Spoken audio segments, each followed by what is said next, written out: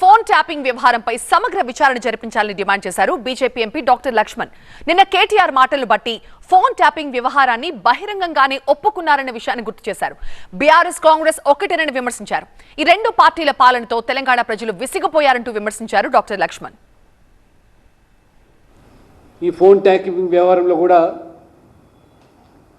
ప్రభుత్వము లక్షల సంఖ్యలో విపక్షాలై వ్యాపారులై లేదా సమాజంలో ప్రముఖులై రియల్ ఎస్టేటు బాధ్యులై వ్యాపారులు అందరూ కూడా ఫోన్ ట్యాపింగ్ జరిగింది అనేటువంటిది మరి ఆరోపణలు.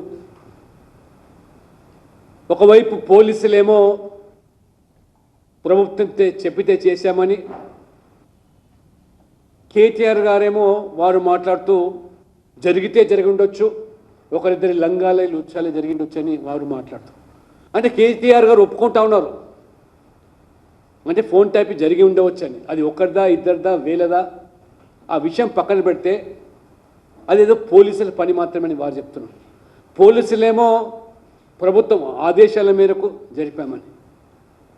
ఈ రకంగా బాహాటంగా ఈ రెండు పార్టీలు కూడా ఒకరి మీద ఒకరు బురద జల్లే విధంగా ఈ రకంగా ఢిల్లీలో దోస్తీ, ఇవాళ గల్లీలో కుస్తీ ఈ బీఆర్ఎస్ కాంగ్రెస్ వ్యవహారంగా ఇవాళ స్పష్టంగా ప్రజలు ఇవాళ గమనిస్తూ ఉన్నారు.